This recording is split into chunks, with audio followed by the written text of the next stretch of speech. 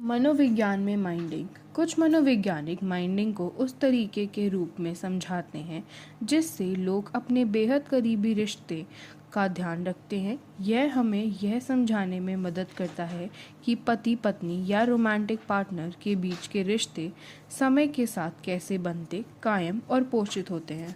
आइए माइंडिंग के बारे में और जानें। माइंडिंग विचार और व्यवहार का पैटर्न का एक परस्पर संयोजन है जिससे हमें यह स्थिरता और निकटता की भावना को बढ़ावा देने के लिए प्रस्तावित करते हैं। अधिक विशिष्ट रूप से हम माइंडिंग को एक पारस्परिक ज्ञान प्रक्रिया के रूप में भी परिभाषित करते हैं जिसमें एक रिश्ते में व्यक्तियों के निरंतर परस्पर संबंध, विचार, भावनाएं और व्यवहार शामिल होते हैं। माइंडिंग का अर्थ है कि रिश्ते में एक दूसरे पर सच्चा ध्यान देना, यह जानना और जानने के बारे में है। इसमें शामिल है जब कोई अपने विचार या भावनाएं साझा करे तो ध्यान से सुनना, अपने अनुभवों को ईमानदारी से साझा करना, अपने साथी के कार्यों के पीछे के कारणों को बिना जल्दबाजी में निष्कर्ष निकाले समझना, एक दूसरे को जैसे हैं वैसे ही स्वीकार करना और सम्मान देना। यह सुनिश्चित करना कि प्रयास दोनों की ओर से हो, केवल एक की ओर से नहीं।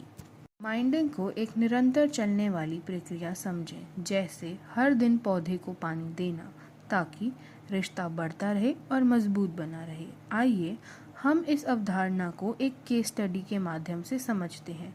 रिया और अर्जुन की शादी को 4 साल हो गए हैं।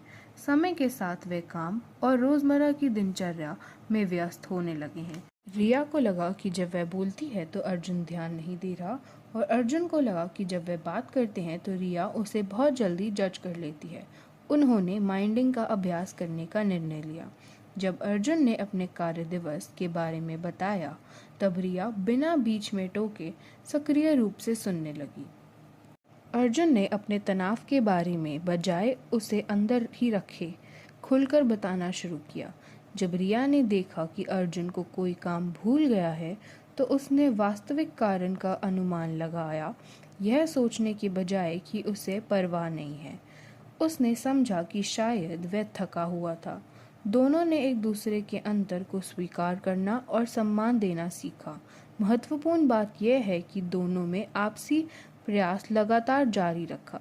धीरे धीरे रिया खुद को अधिक मूल्यवान महसूस करने लगी और अर्जुन स्वयं को अधिक समझा हुआ महसूस करने लगा। उनका बंधन मजबूत हुआ और बहस कम हो गई। तो माइंडिंग एक जेंटल सतत प्रयास के समान है जिसमें हम एक दूसरे को सुनते हैं, साझा करते हैं और सम्मान करते हैं और समझते हैं। यह महत्वपूर्ण इसलिए है क्योंकि यह रिश्तों को जीवित, मजबूत और पूर्ण बनाता है। धन्यवाद।